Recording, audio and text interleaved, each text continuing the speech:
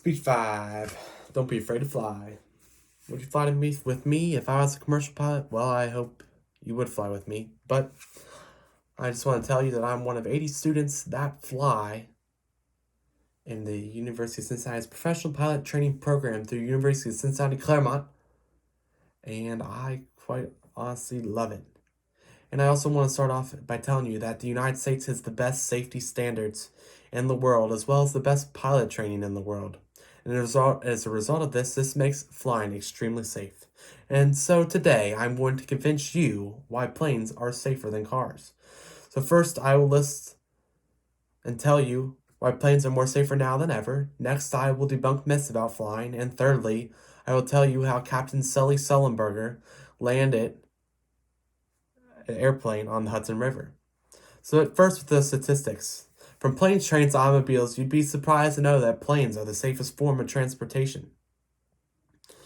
And did you know in the United States, 0.0 fatalities per billion passenger miles traveled? Which means if you were to fly 500 miles every day for a year, you'd have a fatality risk of 1 in 85,000. This is according to Journalist Resource. Another one, in 2019, there were a total of 20 fatal airliner accidents. That sounds like a lot, but it's actually one of the safest years on record. It includes one of the two Boeing 737 MAX incidents.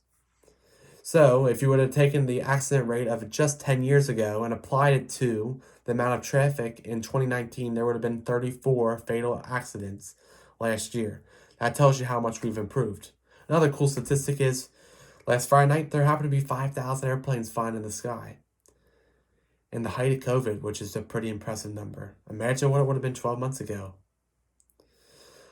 Next, I'm going to debunk some mysteries about this. Airplanes have a lot of safety features that prevent them from crashing. But did you know that airplanes can actually fly on just one engine? And it's completely safe. Planes are not going to follow the sky, which a lot of people think can happen. Airplanes are fully tested and supported to fly on one engine. So, even though it's an emergency situation, you ain't going to fall out of the sky. Next, you cannot open a door in flight because the airplane cabin is pressurized. Thirdly, planes can avoid bad weather by flying around them or above them. Yes, they can fly through them, and it's totally safe too, and turbulence is safe. Just to debunk that too. Also, like a Tesla, airplanes have many computer systems which allow them to virtually drive themselves. Have you ever heard of the thing called autopilot? Yes, it's true. Airplanes do a lot of automated flying and can fly pretty much on the computer. Heck, even some airplanes can land themselves, which is pretty neat. And I'm going to talk about a little incident. In 2009, Flight 1549 was a airplane that crashed on the Hudson River, and well, it was a miracle on the Hudson, but Captain Sully Sullenberger attributes its success to a lifetime of flying, as well as preparation, anticipation, and focus, according to Travel and Leisure. Next, I'm going to tell you why even the most reluctant flyers should have confidence in the safety of the U.S. commercial airline system. Air travel is safer by far than car, railroad, or boat. And the fear of flying has a lot to do with perception. The car crashes are pretty normal. They happen fairly often. But plane crashes, for some reason, always get reported on. Regardless of its size, it always seems to make the news. And this gives a false impression to the person that airplane crashes happen often when they really don't. Next, people are generally more anxious about things they cannot control, like air travel. And also, British Airways even has a program that teaches classes on how to reduce anxiety when flying by teaching people how airplanes actually fly, which I think is pretty neat and pretty nice.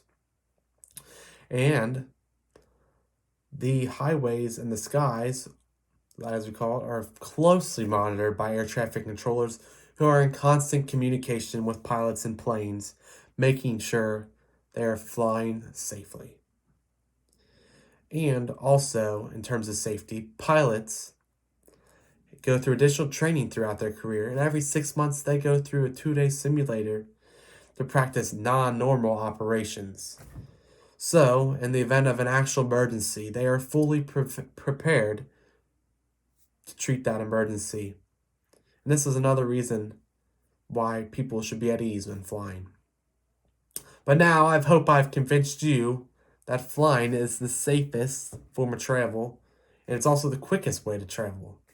Imagine waking up in Cincinnati, planting your toes on the beach in Siesta Key, Florida by lunchtime, and you can stretch your vacation out much longer by flying. Or imagine sitting in the car, driving for 16 hours to also get to the beach, having to probably spread it out through 2 days. That sounds terrible. Or imagine for $99 round trip getting to go to Los Angeles, and you could be riding on Rodeo Drive and shopping by dinner time. That sounds pretty awesome to me. But also, people have known to just fly to have dinner or go to a sporting event, or even me.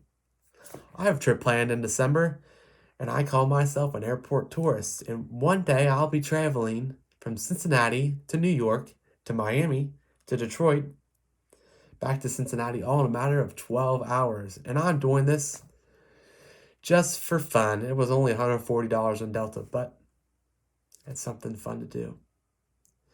So, I want you to think about this for a minute. Are you still afraid to fly? Or are you confident by the flight safety statistics? Or do you believe pilots are well trained? Or do you like starting your vacation early or getting home quickly?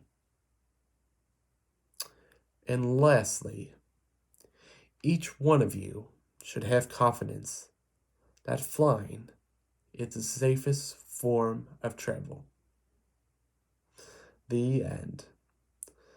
Thank you so much for a great semester. I've truly learned a lot in this class. Thank you.